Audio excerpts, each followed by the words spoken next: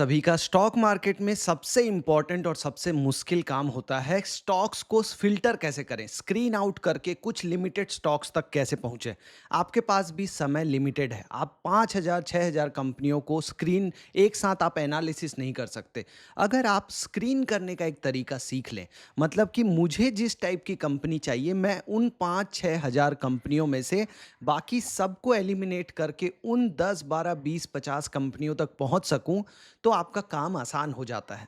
तो आपको अगर स्क्रीनर यूज़ करना नहीं आता तो आज का वीडियो आपके लिए है कि कैसे हम 5-6 हज़ार कंपनियों में से जिस टाइप की हमें कंपनियाँ चाहिए, वो हम कैसे निकाल सकते हैं। तो स्वागत है आपका ट्रेड विद बुक्स में। आसान भाषा में समझेंगे कि स्टॉक्स को स्क्रीन कैसे किया जाता है। आप भले ही मोमेंटम ट्रेडिंग करते हो, आप वैल्यू इन्वेस्टिंग करते हो, लॉन्ग टर्म इन्वेस्टिंग करते हो, स्विंग ट्रेडिंग करते हो, इंट्राडे ट्रेडिंग करते हो, सबसे मुश्किल काम होता है स्टॉक कैसे पसंद करना है कि कौन से स्टॉक हैं जिनको हम नेक्स्ट लेवल पे लेके जाएं। पहले स्टेज में हम उन 5-6 हज़ार स्टॉक्स में से फिल्टर करें, उसके बाद उन्हीं स्टॉक्स में अपना समय दें, क्योंकि सबके पास टाइम लिमिटेड है। दुनिया वाला टाइम नहीं, मतलब डेली वाला टाइम। आप कितना ही स्टॉक एनालिसिस कर लेंगे। अगर आपको डिटेल में एनालिसिस करना है स्टॉक्स का, तो आपको फिल्टर करना तो आना ही चाहिए। तो सबसे बेस्ट वेबसाइट है आपका स्क्रीनर डॉट आई एन। इसका ऐप भी है, फ्री में आप इसमें बहुत कुछ कर सकते हैं। तो ये आप सीखिए। जिन लोगों को स्क्रीनर आज तक भी नहीं यूज़ किया है, वो तो आप बिल्कुल ही आप इसको यूज़ कीजिए। जिन्होंने किया है वो भी आप देखिए कि क्या आपसे कोई गलती हो रही है। तो यहाँ पे कुछ ऑलरेडी अवेलेबल बने हुए कुछ फ़िल्टर होते हैं। जैसे यहाँ पे लिखा है कंपनी क्रिएटिंग न्यू हाई, मतलब कौन सी कंपनियाँ नया हाई बना रही हैं। अगर आपको ये जानना है, हम देखेंगे कि खुद से भी कैसे स्क्रीन बना सकते हैं। अगर हम ये क्लिक किए तो यहाँ पे आप देखिए इसमें स्क्रीनर में डला हुआ है ये जो 2 क्राइटेरिया है। मार्केट कैप 100 करोड़ से ज़्यादा वाली कंपनियाँ जो अपने हाई प्राइस के 85% के ऊपर ट्रेड कर रही हैं।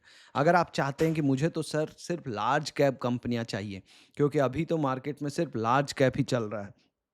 तो आप खुद से इस 100 करोड़ को आप कर लीजिए 1,000 और फिर 10,000, मतलब अब ये सिर्फ 10,000 करोड़ से ऊपर की ऐसी कंपनी दिखाएगी जो इन्होंने अपने जितना भी हाई बनाया है उसके अभी टॉप से लेके 15% के रेंज में है।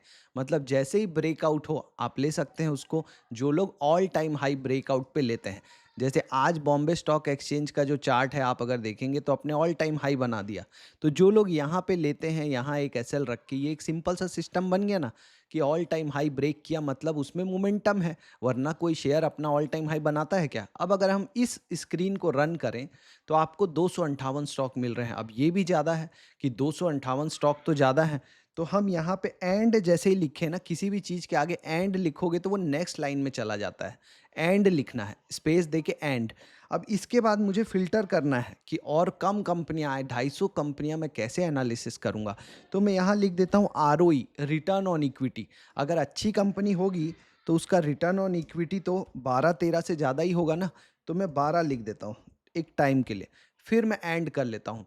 अगर कोई बहुत अच्छी कंपनी होगी तो क्या होगा, उसमें सेल्स ग्रोथ आ रहा होगा। अगर वो ऑल टाइम हाई बना रही है तो उसका जो सेल्स ग्रोथ है, सेल्स ग्रोथ तो आ रहा होगा ना। तो सेल्स ग्रोथ कितना से ज़्यादा होना चाहिए, 15% से। अब ये दो ही क्राइटेरिया मैंने और लगाए और इसको रन किया तो सिर्फ 63 कंपनीज बच गई। आप 250 कंपनीज से बच गई 63 कंपनीज। क्यों? क्योंकि हमने उसमें दो और क्राइटेरिया लगा दिए जो हमारे जो सेटअप है उसको और इम्प्रूव कर देगा कि सेल्स ग्रोथ भी है इन कंपनियों में और इनका आरओई भी अच्छा है और ये ऑल टाइम हाई देने के बहुत पास हैं। ये एक सिंपल स्क्रीन हो गया आपके लिए। अगर आप इसी की तरह से और स्क्रीन बनाना सीखें, जैसे यहाँ पे आप देखिए कि अगर आपको लॉन्ग टर्म इन्वेस्टिंग करना है, अगर आपको लॉन्ग टर्म इन्वेस्टिंग करना है तो एक सिंपल फॉर्मूला है पीटर लिंच का कि जो उसका पी रेशियो होता है किसी भी स्टॉक का, जो पीई रेशियो होता है, प्राइस टू अर्निंग रेशियो जो होता है, वो उसके करंट ग्रोथ रेट से अगर कम है तो बोलते हैं कि वो कंपनी वैल्यू बाइंग है अभी के लिए। तो अगर हम P ratio less than growth rate, कौन सा ग्रोथ रेट, आपका जो अर्निंग का जो ग्रोथ है रेट है, अगर उससे हम नीचे वाली कंपनियां देखें तो इसको जिन्होंने मैथ्स पढ़ा है, पी ग्रोथ को इधर ले आए तो पी डिवाइडेड बाय ग्रोथ, ये लेस देन जब 1 होता है तो इसी को बोलते हैं पेग रेशियो लेस देन 1। तो आप यहाँ पे स्क्रीनर में अगर आपको लॉन्ग टर्म इन्वेस्टिंग करना है तो आप इसको क्लिक करेंगे तो यहाँ पे आपको ऐसे स्टॉक दिखा रहा है जिनमें रिटर्न ऑन इक्विटी 20 से ज़्यादा है, आरओई 20 से ज़्यादा, ईपीएस ग्रोथ 3 साल का 30% से ज़्यादा, पैग रेशियो 1 से कम और मार्केट कैप 500 करोड़ से ज़्यादा। अगर आपको बड़ी कंपनियाँ चाहिए तो इसको कर लीजिए 10,000 करोड़। अब आप इसको रन करिए, तो ये आपको सिर्फ 40 कंपनियां दिखा रहा है जिनमें ऐसा है। अगर आप इसमें और क्राइटेरिया लगाना चाहते हैं तो आप एंड कीजिए और लिखिए सेल्स ग्रोथ, कि सेल्स में ग्रोथ आएगी। और वो भी सेल्स ग्रोथ कब, कितना, पिछले 10 साल का।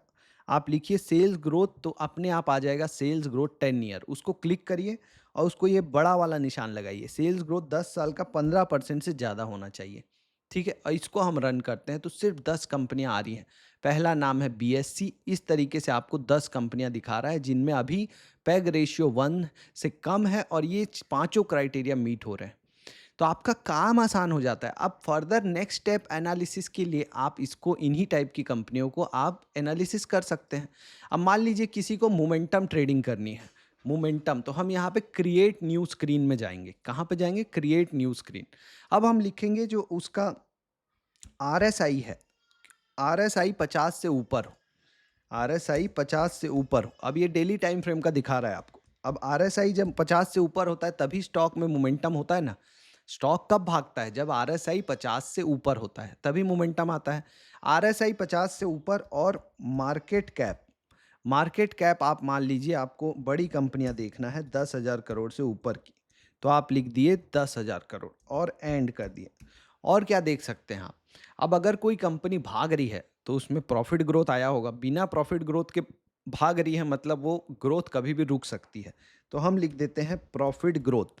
तो ये जो प्रॉफिट ग्रोथ आप लिखे हो तो अपने आप आ गया प्रॉफिट ग्रोथ। यहाँ पे आप बड़े वाला निशान लगा लीजिए और एटलीस्ट 20% रखिए आप। इसको आप रन करिए, आपको दिखाएंगे 172 कंपनी। अब ये तो बहुत ज़्यादा है, तो आपको यहाँ पे और एनालिसिस को कम करने के लिए इसमें और क्राइटेरिया लगाना पड़ेगा कि प्रॉफिट ग्रोथ के साथ साथ सेल्स ग्रोथ भी आ रही हो। अगर बिना सेल्स ग्रोथ के कंपनी में प्रॉफिट ग्रोथ आ रहा है मतलब कि वो प्रॉफिट ग्रोथ खराब है। जैसे ही आप ये लिखेंगे यहाँ पे अब 79 कंपनी रह गई। तो ऐसे आप कम कर सकते हैं ताकि आपको एक लिमिटेड कंपनियों में काम करने का मौका मिले। अब अगर किसी को लॉन्ग टर्म इन्वेस्टिंग करनी है, सिर्फ लॉन्ग टर्म इन्वेस्टिंग, तो वो क्या देखेगा? जो इतना 5,000 स्टॉक है, क्या उसको आप एनालिसिस कर सकते हैं क्या? नहीं। तो मैं जो यूज़ करता हूँ वो बताता हूँ आपको। सेल्स ग्रोथ 10 साल का कंपनी का एटलीस्ट 15% से ज़्यादा होना चाहिए। 10 साल का अगर आप देखें 15%, ये आप यूज़ कीजिएगा। बहुत अच्छा स्क्रीनर बता रहा हूँ आपको। जो लोग अभी तक रुके हैं वीडियो में, आप लोग ये जो स्क्रीनर है, ये मैंने भी किसी से सीखा था, किसी की पेड क्लास में सीखा है। आप इसको यूज़ कीजिएगा लॉन्ग टर्म इन्वेस्टिंग के लिए। इनमें जो कंपनियाँ आएँगी वो लॉन्ग टर्म इन्वेस्टिंग के लिए बहुत अच्छी हैं। तो उन कंपनियों को आप फर्दर एनालिसिस कीजिएगा लॉन्ग टर्म इन्वेस्टिंग के लिए। सेल्स ग्रोथ पिछले 10 साल का अगर किसी कंपनी में 15% से ज़्यादा आ रहा है, मतलब वो 10 साल से अपने सेल्स ग्रोथ को 15 से ज़्यादा मेंटेन करके रखी है। दूसरा, प्रॉफिट ग्रोथ, जो प्रॉफिट में जो ग्रोथ है वो अगर 10 साल का आप देखें तो कम से कम आपका 25% से ज़्यादा आ रहा हो। अगर आप एवरेज देखें सीएजीआर, सीएजीआर क्या होता है? मतलब किसी साल हो सकता है 50% का ग्रोथ हो, किसी साल 10% का, लेकिन अगर आप 10 साल का एवरेज देखें तो 25% से ज़्यादा ग्रोथ होनी चाहिए। अब एक बहुत ही इंपॉर्टेंट क्राइटेरिया होता है डेब्ट टू इक्विटी रेशियो। डेब्ट टू इक्विटी क्या होता है? कोई भी कंपनी जब काम करती है ना, अपना जो भी काम करती है उसके लिए उसको पैसे तो चाहिए। वो पैसा या तो वो शेयर धारकों से लेती है अपने कंपनी के शेयर इशू करके। अगर उसको वो भी कम पड़ जाते हैं तो वो क्या करती है? मार्केट से लोन उठाती है। जैसे बैंक से लोन ले लिया, प्राइवेट डिबेंचर्स, डिबेंचर भी एक तरह का आपका समझ लीजिए लोन ही है। तो जो डेट से, उधारी से जो पैसा लाती है बिना अपना शेयर दिए, उसको बोलते हैं डेट। लेकिन किसी कंपनी में अगर ज़्यादा डेट हो जाएगा तो सोचिए, उस डेट के लिए इंटरेस्ट तो देना है ना, ब्याज तो देना पड़ेगा हर साल। तो वो ब्याज देने के लायक ही अगर नहीं कमा रही होगी तो फिर बुरा हालत हो सकता है। इसीलिए कंपनियों में डेट कम हो जिनमें, उनमें हमेशा एक सुकून रहता है कि अरे किसी को देना तो नहीं है कुछ। अगर प्रॉफिट नहीं भी आ रहा है तो एटलीस्ट वो डेट वाला जो पार्ट है जो देना ही पड़ेगा आपको, जो उसका इंटरेस्ट है, वो वाला बर्डन तो नहीं रहता। तो डेट टू इक्विटी रेशियो बताता है कि टोटल इक्विटी का कितना पार्ट डेट में है, मतलब टोटल कैपिटल में से कितना पार्ट डेट में है, कितना इक्विटी में है। मान लीजिए किसी कंपनी के पास 100 रुपए है और उसमें ₹80 इक्विटी की है, मतलब शेयर धारकों से पैसा लेके आए हैं, ₹20 उधारी में बैंक से लेके आए हैं जिस पे ब्याज देना है। तो 20/80 ये होता है डेट टू इक्विटी रेशियो। तो अगर किसी कंपनी में डेट टू इक्विटी रेशियो बहुत कम हो, मतलब इसको आप करिए 0.1, फिर हम और भी कम करेंगे, मैं आपको बताऊँगा। 0.1 में भी बहुत ज़्यादा कंपनियाँ आएँगी।